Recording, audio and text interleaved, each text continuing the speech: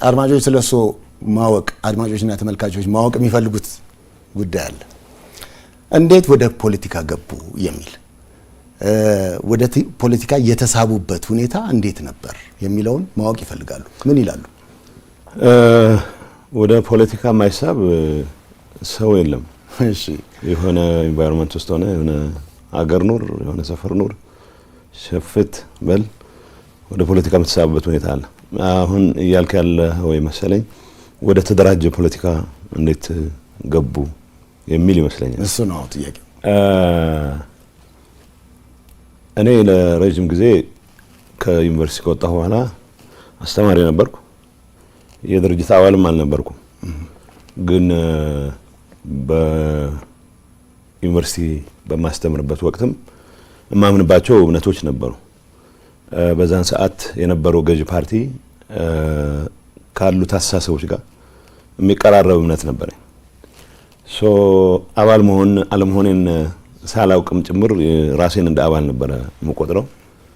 በሂደት አይ ቲንክ ከዩኒቨርሲቲ ወጥቼ መንግስት ስራ ውጭ ጉዳይ ሚኒስቴር ማገልገል ሲጀምር ስትራቴጂክ ፖሊሲ አድቫይስ ነገር እንድሰጥ ነው የተመደብኩት። ግን በሂደት የፓርቲ አባል መሆን የተሻለ ያታግላል የሚል እምነት ከአለቆች ስለመጣ እንጂ በግሌ ፓርቲ አባል የመሆን ያን ያክል የተለየ ጉጉትም የተለየ እንቅስቃሴ ማድረግ አላውቅም። ምናልባት በሂደት ያየሁት ነገርም እኔ ወደ ህወሓት አመራርነት የመጣውበት ሂደት ያልተለመደ ሂደት ነው። ትልቅ ስልጣን ከያዝኩ በኋላ ምናልባት በፓርቲ ስር ቢታገል ነው የሚሻለው የሚል ሀሳብ ስለቀረበ የተመለመልኩ ነው። በተለመደው ሂደት ከስር ጀምረህ እየተመለመልክ እያደክ እየተኮተኮተ እያገለገለ ጎንበስ ቀና እያለ አይነት የመጣ ሂደት አልነበረም። ከከፍተኛ ኃላፊነት ነው የጀመርኩት ማለት ነው። እንደውም አስታውሳለሁ አንድ አሁን ውጭ ሀገር ያሉ ከፍተኛ የኢህአዴግ ባለስልጣን ለምን እስካሁን አባል ያልሆንከው አሉኝ። አይ ድርጅታችሁ ታጋዮች ያልሆኑ ብዙ አባላት ስላሉት አባላት ያልሆነን ታጋዮች እናስፈልጋችኋለን በሚል ነው ብዬ እንደ ቀልድ አንስቼላቸው ነበር። ኤኒዌይ ተደራጅቶ መታገሉ ጥሩ ነው የሚል እምነት ስለደረሰ በዛ ደረጃ ነው የመጣሁት። መሳብ ነው አለመሳብ ነው ሳይሆን ኦልሬዲ ኃላፊነት ውስጥ ከገባው በኋላ በድርጅት ውስጥ ብትታቀፍ የተሻለ ትታገላለህ የሚል እምነት ስለነበረ ብዙም ሳላንገራገር ነው የተቀበልኩት። የተደራጀ ፖለቲካ ውስጥ የገባበት ሂደት ነው እየገለጽኩ ያለሁት። መልካም። የፓርቲ አባል ከሆኑ በኋላ በፍጥነት ነው ተጽዕኖ ፈጣሪ አባል የሆኑት። እንግዲህ ከበረሃ የመጣ ብቻ ነው የጀርባ አጥንት ያለው የሚል ባህል ባለው ድርጅትና ፓርቲ ውስጥ እንዴት ሆነሉት? እንዴት ተሳካሉት? ምንስ እንደ ፈተና ገጠሙት? አሁን ምን መሰለህ እንደተባለው ነው። እኔ የመጣሁበት ሂደት በጣም ያልተለመደ ነው። አባልነት በፈረምኩ ትንሽ አይሮን ነው ምናልባት አባልነት ፈርሜ ነው ኢሚዲየትሊ ከፍተኛ አመራር የሚባል ካቴጎሪ ውስጥ የገባሁት። ከፍተኛ አመራር ተብዬ ስልጠና መውሰድ ከጀመርኩ አመት ባልሞላ ጊዜ ውስጥ የማዕከላዊ ኮሚቴ አባል ሆንኩ። እንደገና ሌላ አመት 6 ወር ባልሞላ ጊዜ ውስጥ የፖሊት ቢሮ ማለት የስራ አስፈጻሚ ኮሚቴ አባል ሆንኩ።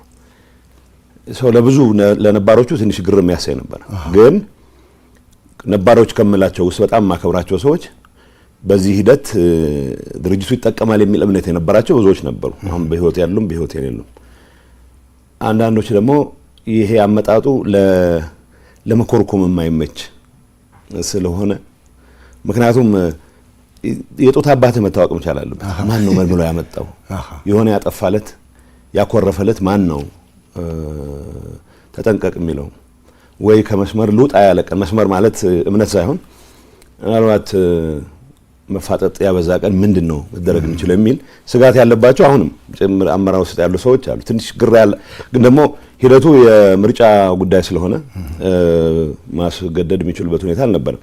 ተጽዕኖ ፈጣሪነት ከንትን ጋር ማዕከላዊ ኮሚቴ ስለሆንኩ ፖሊት ቢሮ ስለሆንኩ ብቻ ሳይሆን ከዛ በፊት በነበረኝ መንግስት ኃላፊነትም አቅሜ የፈቀደውን ሁሉ አገር ያገለግላል ብየማኑበትን ሁሉ ድርጅቱ ኢሴንሻሊ አገር የማገልገል አላማ ይዞ ነው የሚንቀሳቀሰው ብለህ ስለምታምን እምለውን ሁሉ ሰጥ ስለነበረ አቅሜ የፈቀደውን ሁሉ ኮንትሪቢዩት በማድረግበት ሰዓት ያው በባህሪም የሚመስለኝን ከመናገር ወደ ኋላ የምል ሰው አልነበርኩም።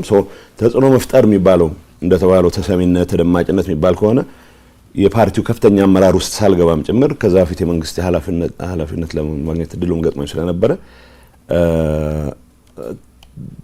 ያን አጋጣሚ በደንብ የተጠቀምኩበት ይመስለኛል። እንዳልኩት ግን ብዙዎቹ የትጥቅ ትግል ውስጥ ያልተሳተፈን ሰው በተለይ ህወሓት አመራር ውስጥ እንደ ጠንካራ አከርካሪ ያለው ተብሎ አይታመን።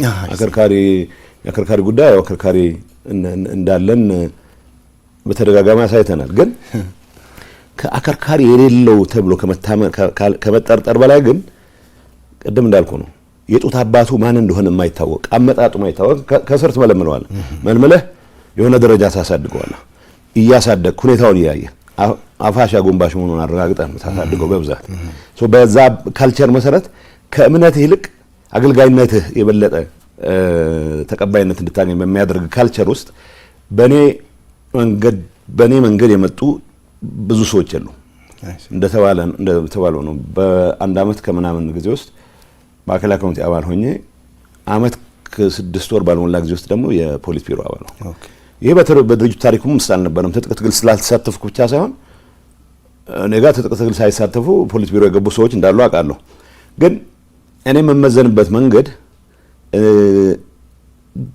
አድራሻው የማይታወቅ ሰው አይነት አመጣጤ በጣም የመለመለኝ ሰው ወይዛ ያደረሰኝ ሰው ለምሳሌ እኔ አጠራጣሪ የሆነ አመጣጥ ብለው እንትን ይላሉ፣ ይሰጋሉ።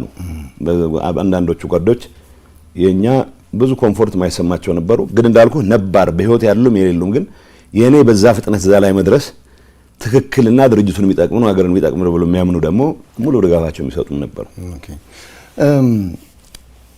የቤተሰብ ጨዋታ ነው የምናደርገው እና አሁን እንደው የትግራይ ህዝብና ህወሓት አንድ ናቸው የሚል አባባል በአንዳንድ አካላት ዘንድ ይነሳል። አባባሉን ሁለት ወገኖች ለተለያየ ሁለት ዓላማ ሲጠቀሙበት ይታያል። አንደኛው የሐሳብ ብዝሃነትን የማይቀበል የጠቅላይነት እምነት ያለው የህወሓት አመራር ነው አንዱ። በሌላ በኩል ደግሞ ሌላው ህዝቡን ከፓርቲው ጋር አንድ ላይ የፓርቲውን ህጸጽም ችግርም አንድ ላይ ደርቦ ህዝቡን የሚፈርጅ ህወሓት ህዝብ ህወሓት ነው፣ ትግራይ ህወሓት ትግራይ ነው ብሎ የሚያስብም ደግሞ አለ እና እንደው በሁለቱም ፍረጃዎች ህዝቡ ተጎጂ አልሆነም ወይ? የእርሶ ምልከታ ምንድነው አቶ ጌታቸው? በጣም ተጎጂ ሆኗል ህዝቡ በሁለቱም። በመጀመሪያው በማምሳት ምክንያቱም የህወሓት አመራር ስለሆንኩ አመራሩ የፈጠረው ተረት በጣም ኮንቪኒየንትሊ ህዝቡን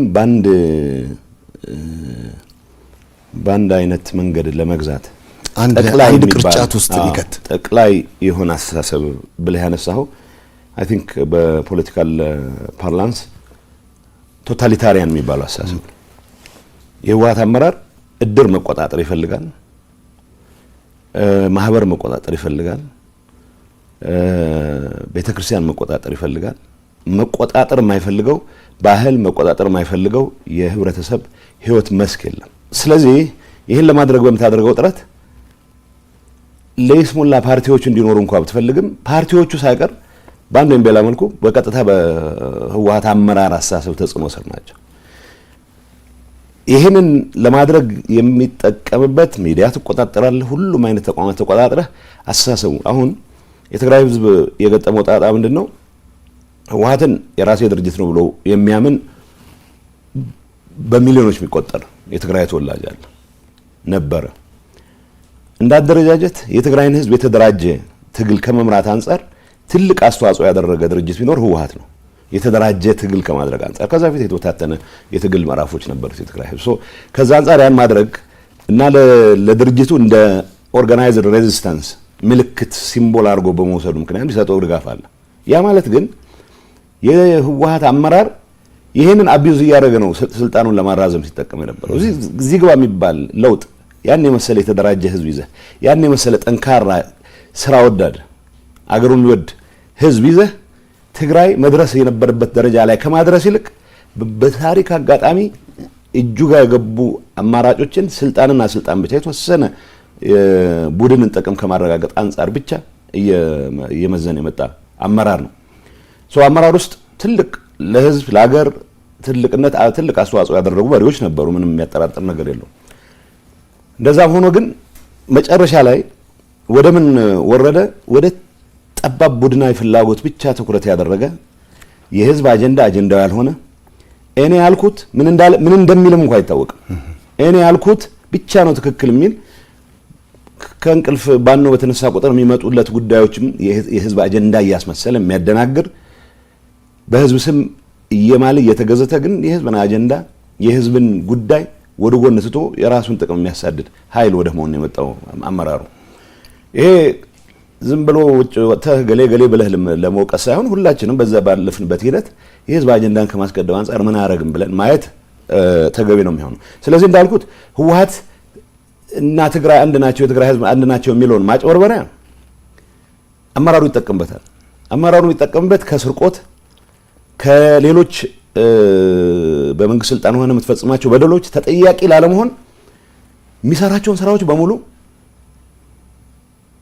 ከህዝቡ እና ከህዝቡ ይሁንታ በመነጨ እንደሚሰራቸው አድርጎ ለማሳመን ነው የሚሞክረው። እውነቱ ምንድነው? የሚሰርቅ ባለስልጣን የሚሰርቅ አመራር በህዝብ ስም ሲምል ሲገዘት ድርጅቴ አንድም ነገር እኮ ህወሓት እና ህዝቡ አንድ ነው ማለትም እንኳን አንድ ነገር ነው። አመራሩን ነው ራሱን የህዝብ ወኪልም አድርጎ ህዝብንም እንዲሰግድለት አድርጎ ህዝብ አንድም አይነት የተቃውሞ ምልክት እንዳያሰማ አፍኖ የስርቆት አጀንዳ ውስጥም በደንብ ተነክሮ ግን ደግሞ ህወሓትና ድርጅት አንድ ስለሆነ ብሎ በዛ ማጭበርበሪያ ራሱን ነፃ ለማድረግ የሚሞክርበት ሁኔታ አለ። ስለዚህ ይሄ በአንዳንድ ጊዜ ምናልባት ሊትሬቸር ላይ ጆርጅ ኦርዌል የሚባል እንግሊዛዊ በእንደዚህ አይነት እንድታስብ የተለየ ነገር እንዳታስብ የሚያደርግ ካልቸር እሱ ፕሮቴክቲቭ ስቱፒዲቲ ነው የሚለው። ህወሓት ኤሴንሻሊ የህወሓት አመራር ዜጎች የሚመስላቸውን ተናግረው ድርጅታቸውን ወቅሰው ወደ ትክክለኛ ቦታ የሚመለሱበት ሂደት እንዳይፈጠር ሚዲያን የሚቆጣጠራሉ ብቻ ሳይሆን ያሳሰብ ሁሉ ነው አደረጃጀቶች በሙሉ ተቆጣጥሮ በዚህ መልኩ እንድትሰግድ ነው የሚያደርገው። ሰው ብዙ ጊዜ የትግራይ ወጣት ህወሓትን መንቀፍ በሚፈልግበት ሰዓት በአማርኛ ቢነቅፍ ብዙ ሰው ቅር ይሰኛል። ምክንያቱም የጓዳ ጉዳይ አድርገህ ልምታስቀምጠው ይሄን ነው የሚፈልገው የህወሓት አመራር። ለምሳሌ መወቀስ ያለበትን ነገር የትግራይ ተወላጅ በደንብ መሮት አንገሽግሾት መናገር የሚፈልጉን ጉዳይ በሌላ ቋንቋት ገልጽም ብቻ ሳይሆን ወጣ ብለህ እንዳትጮህ የሚከለክል ስርዓት ነው መትከል የሚፈልገው። ይሄ አደገኛ ነው። ከዚህ አንፃር በአንደኛው መንገድ የትግራይ ህዝብ ተጎጂ ነው በእንደዚህ አይነቱ ፍረጃ ብለናል። በሁለተኛ ደረጃ ሰነፍ አስተሳሰብ የተጠናወተው ብዙ አለ። አንደኛ ደረጃ የትግራይ ህዝብ በትግሉ ጥግ ያስያዛቸው አስተሳሰቦች አሉ። እውነት ለመናገር በኢትዮጵያ ታሪክ ውስጥ በተደራጀ ሬዚስታንስ ለውጥ የማምጣት ሂደት ውስጥ ትልቅ አስተዋጽኦ ያደረገ ህዝብ ነው። በዚህ አጋጣሚ ከእንጀራቸው የተፈናቀሉ በዚህ አጋጣሚ ከስልጣናቸው የተፈናቀሉ ወገኖች ኃይሎች ኢሴንሻሊ ህዝብ በዚህ ደረጃ የሚጎዳ ህዝብ የለም። የትግራይን ህዝብ እንደ መሰረታዊ የችግራቸው ምንጭ አድርገው የሚቆጥሩ አሉ። እነዚህ ሰነፍ አስተሳሰብ ያላቸው ሰዎች ወይ ህወሓት አመራር ላይ ያላቸውን ኢሹ ምክንያቱም ጥረት ይጠይቃል። ለያይተህ ተንትነህ የህወሓት አመራር እንደዚህ ያደረገ የህወሓት አባል ሳይሆን የህወሓት ከፍተኛው አመራር ነው ብለህ መተንተን ትንሽ ጥረት የሚጠይቅ ስለሆነ እና ሰነፎችም ስለሆኑ ህወሓትንም የትግራይ ህዝብንም በአንድ ላይ አጃምለው ህወሓትን ወይም ህወሓት አመራር ለማጥፋት ያላቸውን አጀንዳ የትግራይ ህዝብ ከማጥፋት አጀንዳ ጋር ያይዞ ነው የሚንቀሳቀሱት። እንደዚህ አይነቱ ሰነፍ በጣም አደገኛ አስተሳሰብ ኢኳሊ የትግራይ ህዝብ ለአደጋ ዳርጎታል። የምናያቸው አጋጣሚዎች በሙሉ በተወሰነ ደረጃ ስርቆት ውስጥ የተሰማራ ሰው ሊኖር ይችላል። በተወሰነ ደረጃ ባለስልጣን ሆኖ በደል የፈጸመ ሊሆን ይችላል። ስለዚህ በልኩ ከመውሰድ ይልቅ ህዝብን እንደ ህዝብ እየፈረጅ ህዝብ የኢትዮጵያ አካል ሳይሆን የኢትዮጵያ ችግር እንደሆነ ተደርጎ እንዲወሰድ በማድረግ በትግራይ ህዝብ ላይ የደረሰ በደል እንዲፈጠር ትልቅ አስተዋጽኦ ያደረገ ፍረጃ ነው። ስለዚህ ሁለቱም ፍረጃዎች ከማንም ይምጣማን የህወሓት አመራር ያካሄደው ሌላው ይሄ ሰነፍ ይፈርጀው ስቲል የትግራይ ህዝብ ተጎጂ የሚያደርግ ነው። ስለዚህ በሁለቱም መልኩ የትግራይ ህዝብ የፖለቲካ ኮንሽስነስ ሁሉንም ሀሳቦች ማስተናገድ በሚችልበት ደረጃ እንደ አዲስ መቀረጽ መቻል አለበት። ቢዮንድ የህወሓት አመራር ማሰብ መቻል አለበት። ህወሓት ራሱ ቀጣይነት እንዲኖረው ከተፈለገ እኔ ብቻ አውቅልሃለሁ ከሚል ያረጃ አስተሳሰብ ወጥቶ ወጣት ማስተናገድ የሚችል የተለያዩ ጥያቄዎች መመለስ እንደሚገባው የሚያምን የተለያዩ አስተሳሰቦች ማስተናገድ እንደሚገባው በሚያምን አመራር መቀየር መቻል አለበት። ይሄን ባላረክበት ሁኔታ አሁንም በተለመደው መንገድ ድሮ ጥቂት ሰዎች እነገሌ እኮ አይናቸውን ጨፍነው 30 ዓመት ያስባሉ የ40 ዓመት ወደፊት ያለው እና የሚባል ተረት አክትሟል። እኔ ያባለሁበት አመራር የህወሓት አመራር የየሳምንቱን መተንበያ አቅቶን ህዝብ ጦርነት ውስጥ ገብቶ ጦርነት ውስጥ ከገባ በኋላ በመስዋዕትነቱ የፈለገውን ርቀት ሊሄድ ይችል የነበረን አደጋ ቀልብሶ ወደ ሰላም ከመጣም በኋላ በየሳምንቱ የሚቀያየር በየሳምንቱ አጋጣሚዎችን እያየ ልጠቀም የሚል አደገኛ አመራር እየሰጠን ሰላሙንም ተጠቃሚ እንዳይሆን የልማትም ተጠቃሚ እንዳይሆን ህልውናውም አደጋ ላይ የሚወድቅበት ሁኔታ ከመፍጠር አንፃር ትልቅ አስተዋጽኦ ያደረገ አመራር ነው። ይሄ አመራር አሁንም እኔ ነኝ ማውቀልህ ብሎ ሊቀጥል ይፈልጋል። እሱ ተቀይሯል። አሁን በኋላ ማጨወረር አይቻልም። እኔ ቢያንስ ንስሐ ገብቻለሁ። ይሄንን ወጣት እያጨወረበርኩ መኖር የምችልበት ጊዜ አክትሟል የሚል እምነት አለኝ። ከመጀመሪያ ይሄን አስበው ነበር። ከዛ ፊት የዛ አመራር አካል ሆኜ ያጠፋቸው ጥፋቶች ኃላፊነት ለመውሰድ ዝግጁ ነኝ። ይሄ አመራር ግን ጦርነት ውስጥ ገብተን የሁሉ ጣጣ ከተፈጠረ በኋላ በመቶ ሺዎች የሚቆጠር ሰው ካለቀ በኋላ የሰላም አጋጣሚ ተጠቅሞ ሰላሙ መስዋዕትነታችን የመጣ ነው። ሰላማችንን ማስጠበቅ መቻል አለብን። ሰላማችንን ለማስጠበቅ በየጊዜው መሞት የለብንም።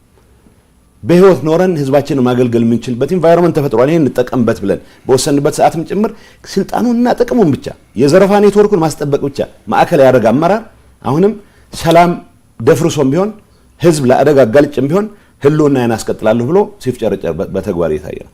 ይሄን አስተሳሰብ ይዘህ ነገ ተነገ ወዲያ መቀጠል አይቻልም ብቻ ሳይሆን አሁን የትግራይ ወጣት ደርሶበት ባለ የንቃት ደረጃ በፈለከው መልኩ ምክንያቱም ከእንደዚህ አይነት መከራ ሊያወጣህ ብቻ ሳይሆን ወደ ሌላ መከራ ሊያስገባህ የሚችል ሊደርሺፕ በምን ማጂክ በምን ተአምር ነው አመራር ብለህ ይዘው ልትቀጥል የምትችለው? ይህንን ነገር ማስተካከል ባልቻልክበት ሁኔታ ህወሓትም 1 ዓመት መቀጠል አይችልም፣ 2 ዓመት መቀጠል አይችልም።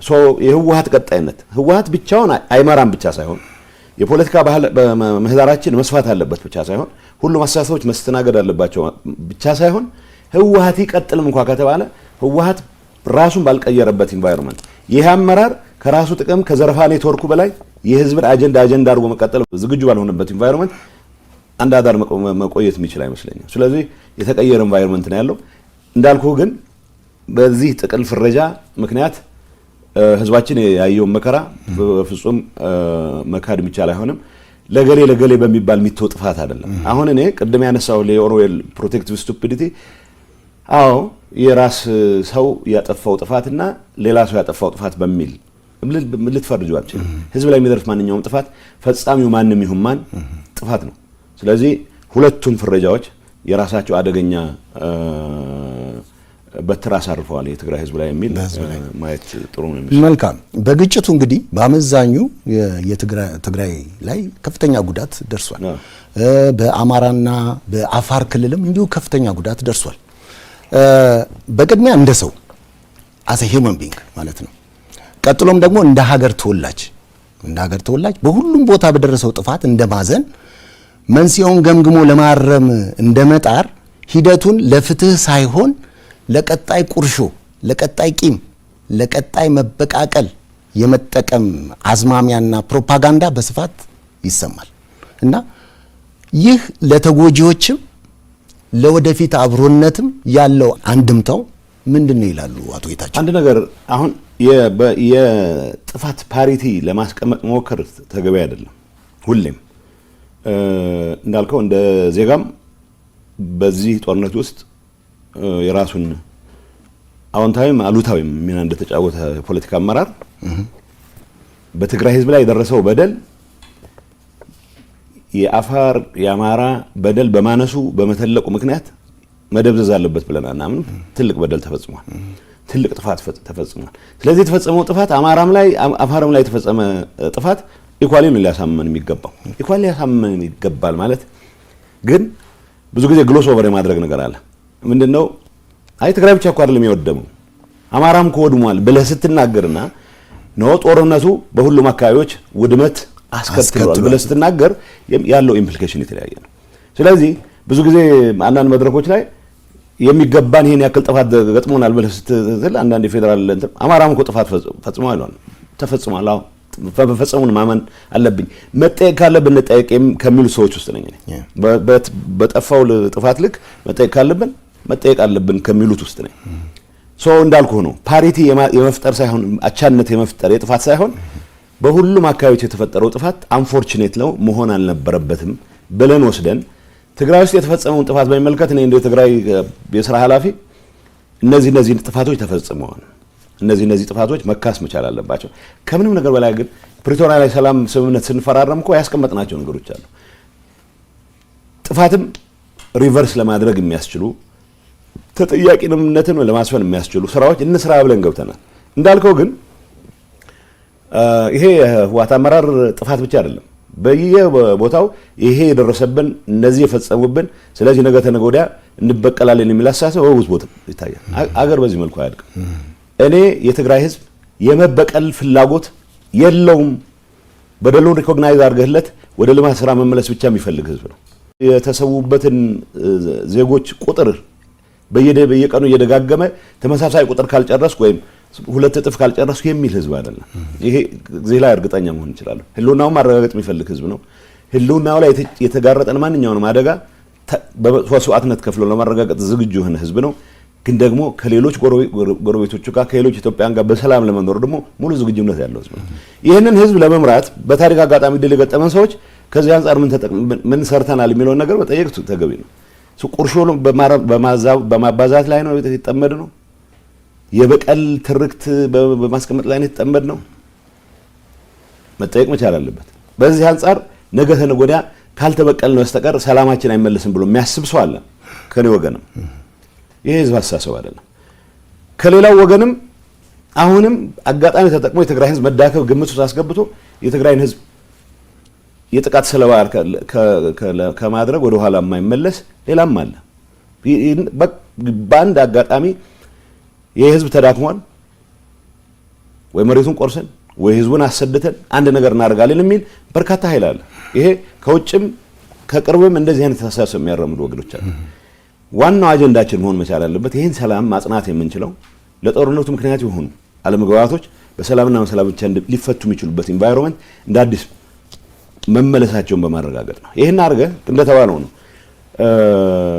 የትግራይ ህዝብ ተበድያለሁ ብሎ ስለሚያምን በብዛት በወጣቱ ዘንድ የሚቀነቀን የተነጣይነት አስተሳሰብ አለ።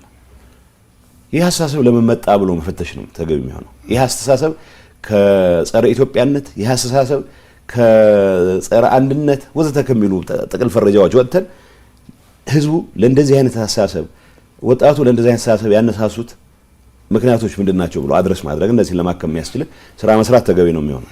እንደተባለው ሀገር በፈቃደኝነት ብቻ ሳይሆን በጋራ የመልማት ፍላጎትም ላይ መመስረት መቻል አለበት። ትግራይ አዲስ አበባ ውስጥ ያለ እንቅስቃሴ ደስ የሚል የልማት እንቅስቃሴ ትግራይ ውስጥ ሊደገም እንደሚችል የሚያሳይ ኢንቫይሮንመንት ካልፈጠርክ በስተቀር ባህር ዳርም ሊደገም እንደሚችል ደብረ ማርቆስም ሊደገም እንደሚችል በየገጠሩም ሊደገም እንደሚችል ካላሳየህ በስተቀር ሰዎች በሚደረጉት አጓጉ እንቅስቃሴዎች ተጠቃሚ ሊሆኑ የሚችሉበት ተስፋ ካልፈጠርክ በስተቀር ኢትዮጵያ ሀገር የሚል ፍላጎት ስላለ ብቻ ሀገር ሊቀጥል አይችልም። ስለዚህ እንደ ህዝብ የትግራይ ህዝብ የገጠመው ፈተና ትልቅ ፈተና ነው። የደረሰው ጥፋት እጅግ ከፍተኛ ነው። እንደተባለው ሌሎች አካባቢዎች የደረሰው ጥፋትም ኢኳሊ መወገዝ መቻል አለበት። እንዳይደገም ሁላችን መጣር መቻል አለበት። ቢዮንድ ሄደን ግን ለህዝቡ የተበዳይነት የተነጣይነት ስሜት ምክንያት የሆኑ የሚባሉ ነገሮችን አክመን የጋራ ህልም የጋራ ግብ ይዘን መንቀሳቀስ የሚችል ሁኔታ መፍጠር መቻል አለበት። ለተባለው ግን የቅያሜ ትርክት ይዞ መቀጠል አገር ያጠፋል። እንደ ትግራይ እንደ ህዝብም የመበቀል ፍላጎት አይደለም ያለው የመበቀል ፍላጎት አለኝ የሚል ሰው ከራሱ ጥቅም ጋር ያይዞ ሊያስበው የሚችል ነገር አለ። ስለዚህ እንደ ህዝብ አይደለም at the expense of የትግራይ ህዝብ ነው እንዲል የመበቀል ፍላጎትም ካለ እኔ የመበቀል ፍላጎት የለኝም ስል ምክንያቱም የመበቀል ፍላጎቴ ተግባራዊ ላድርግ ካልኩ የትግራይን ወጣት ጭዳ አድርጌ ነው፣ የትግራይ ወጣት መስዋዕትነት አድርጌ ነው። እሷን ምዕራፍ መዝጋት አለብን። የትግራይ ወጣት ለሀገር ይኖራለሁ የሚልበት ኢንቫይሮንመንት እንፍጠር ነው የኔ እምነት። ለሀገር ይሞታለሁ እያልክ የዘላለም የፎከርኩ ትቀጥልበት ሁኔታ መኖር የለበትም ነው። ስለዚህ ለኔ ህልውና፣ ለኔ ስልጣን፣ ለኔ የዘረፋ ኔትወርክ ሲባል በትግራይ ህዝብ ስም ጦርነት አካሂዳለሁ የሚል አደገኛ አስተሳሰብ በስፋት ስላለ በተወሰነ አመራር ደረጃ የሚንጸባረቅም ቢሆን ግን ገዢ አስተሳሰብ ሆኖ እየቀጠለ እስከሄደ ድረስ ያ አደገኛ ነው። በሌላ አካባቢም ቢሆን ይሄ ጥፋት ደርሶብናልና ይሄን መበቀል እንፈልጋለን የሚል አደገኛ ኋላ ቀር አስተሳሰብ ተይዞ እስከተቀጠለ ድረስ አገር ሊቀጥል አይችልም። ስለዚህ ከዚህ መውጣት መቻል አለብን። ከዚህ መውጣት መቻል አለብን ማለት ተጠያቂነትን ማረጋገጥ የለብንም ማለት አይደለም። ጌታቸው ባንደበቴ በምላሴ በጠመንጃዬ ባፈሙዜ ያጠፋው ጥፋት ካለ እንዳመራር ለመጠየቅ ዝግጁ ሆኖ መቻል አለብኝ። ይሄንን ማድረግ ማለት የመበቃቀል ትርክትን ማካሄድ ማለት አይደለም። ተጠያቂነት ማረጋገጥ፣ ፍትህን ማረጋገጥ ኢሴንሻሊ የማንኛውም በህግና በስርዓት የሚመራ ማህበረሰብ ማድረግ ያለበት ጉዳይ ነው። ስለዚህ መጠየቅ ያለብን እንጠየቅ ማለት የመበቃቀል አጀንዳ እስከ ጌታ መምጫ ድረስ ይቀጥል ማለት አይደለም። ይሄ ግን ፍላጎት ያላቸው ሰዎች የሉም ማለት አይደለም። ይሄም ፍላጎት ነው ህዝብ በማያጠፋን መልኩ መገረዝ ያለበት ሐሳብ ነው። ይሄ አድረስ መደረግ ያለበት ሐሳብ ነው። መልካም